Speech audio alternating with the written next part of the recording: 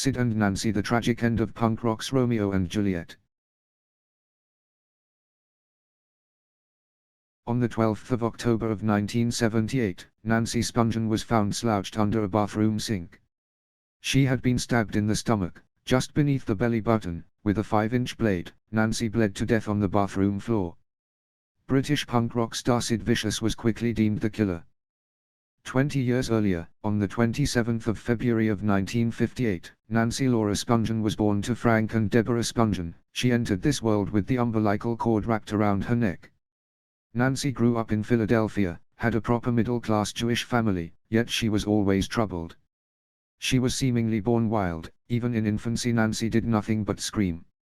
This was no ordinary colic, and her pediatrician actually prescribed a liquid barbiturate, phenobarbital, to calm the girl down. Nancy reportedly needed psychiatric help by age 4. She got a kick out of terrorizing her babysitters, threatened them with sharp objects, and she bullied her sister incessantly as well.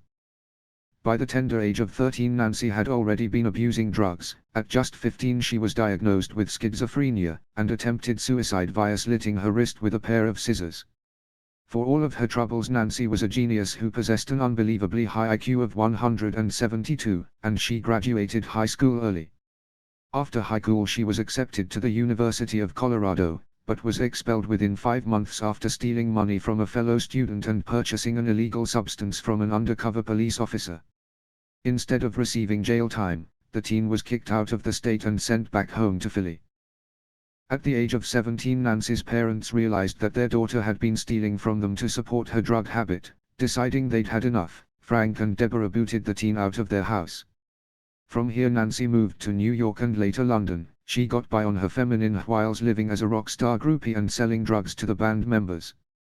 In '77 Nancy was in London. Here she met a very young and sexually inexperienced bass player named Sid Vicious.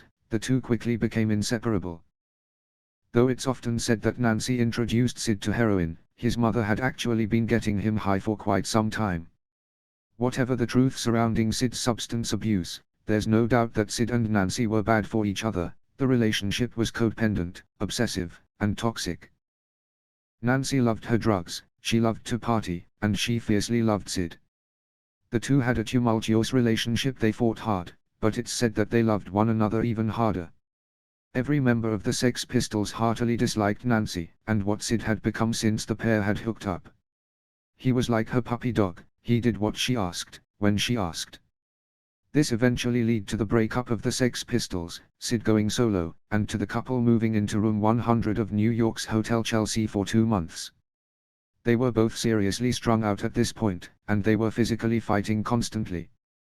As for Nancy's murder, sometime between 10–11 a.m. Sid claimed to have discovered Nancy, barely breathing in the bathroom, and he ran out into the hallway where he screamed for help.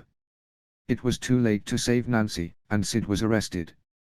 Witnesses who had been with the couple the night before said that Sid had taken copious amounts. One account said 30, of a very powerful sedative called Tuinol. If this is true, then Sid should have been unconscious, or at the very least he probably wouldn't have remembered what happened. The couple had fought the night before. They had constantly fought, and it's rumored that Sid did confess, saying, "I stabbed her, but I never meant to kill her." He also claimed she fell on the knife. Whatever happened, the blade undoubtedly belonged to Sid, and he was blamed for Nancy's demise. Sid was arrested, but within a week he was released on a $50,000 bond. A few days later he smashed a light bulb and tried to slash his wrists with the broken glass. The punk rocker stated that he wanted to join Nancy in death. Due to this, Sid was sent to Bellevue Psychiatric Hospital. He was briefly released again. Then on the 9th of December Sid attacked someone in a nightclub. The rocker was arrested and taken back to Rikers Island, where he was incarcerated in the detox unit. Sid was suffering from deep depression, and very much suicidal. This time when he was released, Sid's mother, Ann Beverly, picked him up from prison. Ann had a monkey of her own on her back. She scored the dope, then mother and son went to party. Since Sid had been forcibly clean during his incarceration, his tolerance was much lower than usual. The rocker could not handle his usual dose of heroin, and overdosed that day, but managed to come out of it. Later that night, Sid asked his mother to shoot him up again. It's a well-known fact that Sid never, ever shot himself up. Someone else always had to administer the narcotic. Anne obliged, and on the 2nd of February of 1979, Sid lost his life. He had only been 21 years of age. Sid did leave behind a suicide note. "We had a death pact, and I have to keep my half of the bargain. Please bury me next to my baby. Bury me in my leather jacket, jeans and motorcycle boots. Goodbye." One of the questions which remains is, did Sid's mother intentionally give him too much heroin?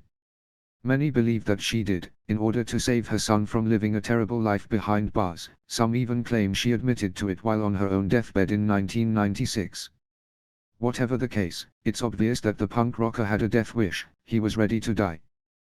Nancy was buried in Philly's King David Cemetery. Anne tried her best to have her son buried near his love, but understandably Nancy's parents refused to allow it. They were very secretive as to where their daughter was eternally resting.